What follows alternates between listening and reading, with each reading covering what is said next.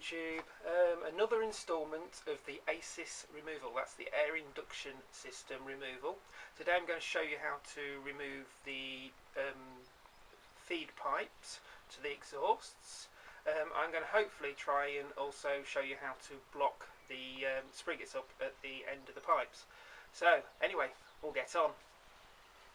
Right, what you've got is you've got these pipes feeding into the back here. And what we're going to do is, firstly, you need to take your Allen key, the right size hopefully. Oh, bang on first time. And you need to remove this Allen bolt here.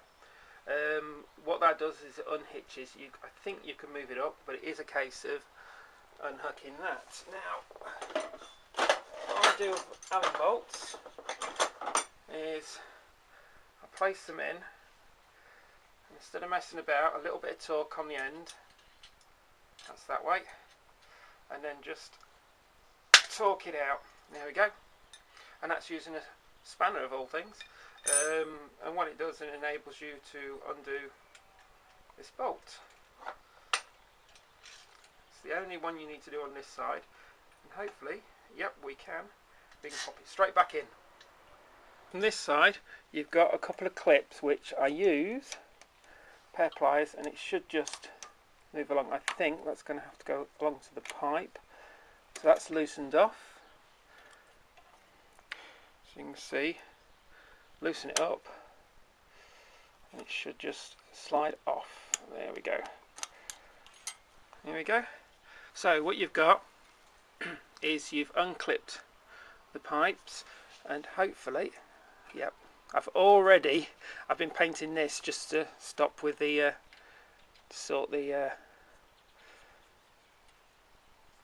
to paint it up because of the rust that was on it. I decided to do it with heat resistant paint, so when it heats up it should be nice and hard. But just undo this Allen bolt. There we go, that's out.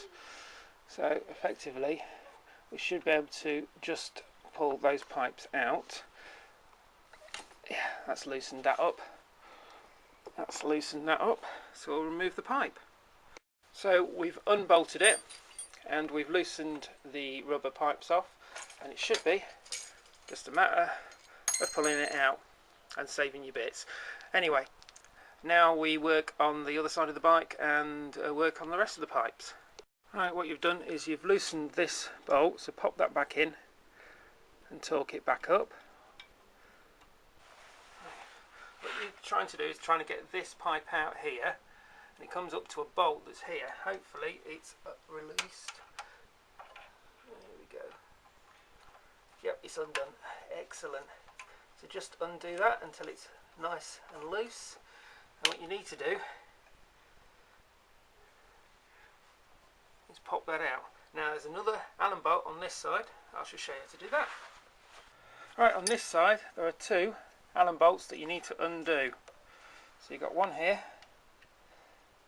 which hopefully, there we go, easy enough. One there.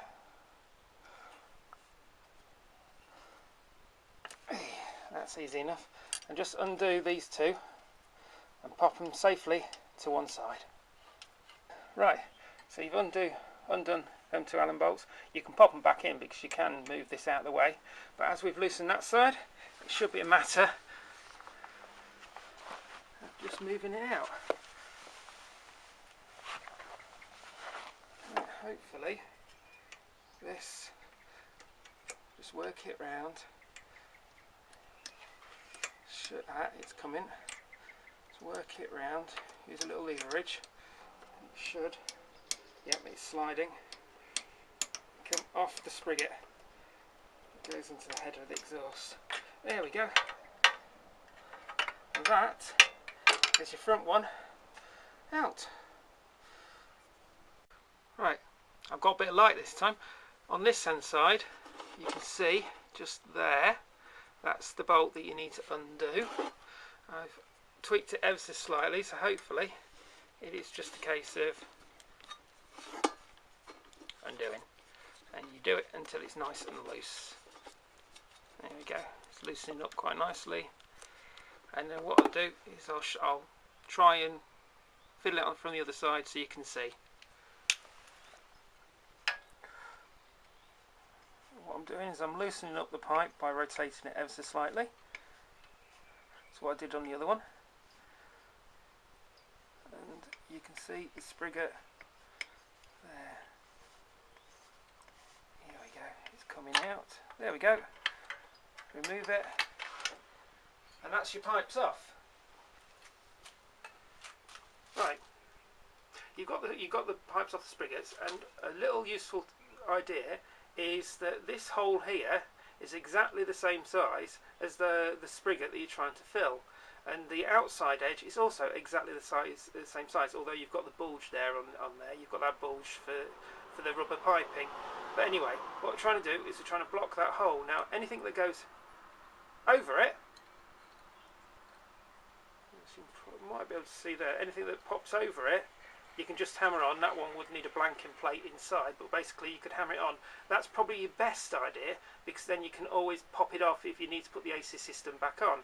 But also anything that pops into and fits nice and snug, and I mean snug as in you've got to hammer it in to get it to fit, then that will also do, with a little bit of exhaust paste as well. And make sure you put some exhaust paste. That means there's no leaks and it should do it. And all you've got to do is put these into your two sprigots, and that should be job done. Right, I am not kidding. I thought I'd give this a go after seeing it. Effectively, your spigot is in here. It's just up here. And I'm not kidding, what I did is I've made a tool, which is basically a long metal bar, and I got in at this angle just behind the spigot, and I basically just gave it a few light taps and it came out. It came out. It actually came out. Metal pole fed up through there to the crook in the spigot. So effectively, you're hugging it like that, and you just hammer it, and it just slides out. That's all that holds it in. And what you need is a 0.45 ACP gun shell, which you can pick up fairly cheap off eBay or your other sources. Etsy, I think I got this one from. And effectively, you hammer that back into the hole, and it blanks it off. Job done. Right, I hope you can see that. There's the shell. It's part way in. I put a little bit of exhaust paste around it so it'll keep it in. And what I'm using is a wooden handle just to knock it in. And that should do it.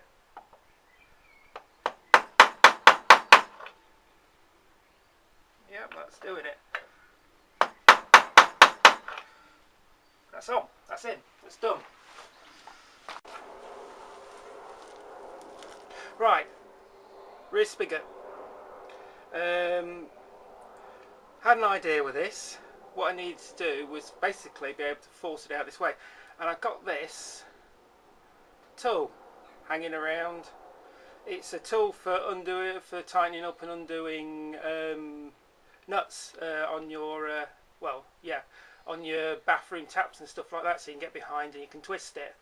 And so I got one of these, and I thought all I need to do is hook under the spigot and pull it out using a hammer on the other end. So what I did is, I don't know if you can see that, I ground out a hook with an angle grinder, and hopefully that fits behind. Plenty of padding, as you can see. So hopefully what we've got to do is get behind it and pull it. Now, if you hammer this end, you've got to come out in that direction. And what you need to do is protect all your gubbins and stuff. So what I'm going to do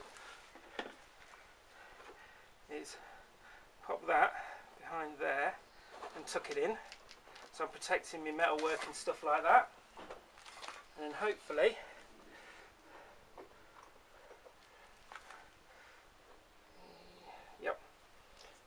hopefully just...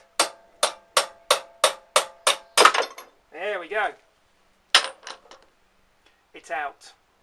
So protect your work, your metal work and your plastics, and use a hook. Right, as you can see, you've got this open hole here, which you can actually see behind. There we go. As you can see, we've got a little hole here that we need to plug up. So we take our gun shells that we got off ballistic jewellery of all things. So we've got our shell casing, and what we do is take our exhaust paste and just put a little bit around the end here. So that'll do. And we fit it to the hole. And you see it pushes in fairly easily. So I'm going to hammer it in gently. What I'm doing is I've got a wooden block, and it's basically a mallet that I'm using, so it's a rubber mallet, and it should be able to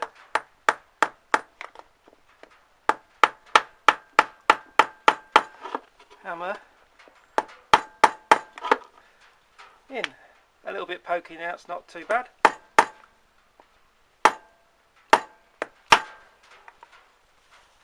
And that is job done. As you can see, looks the part, it's sealed up, bit of a clean up.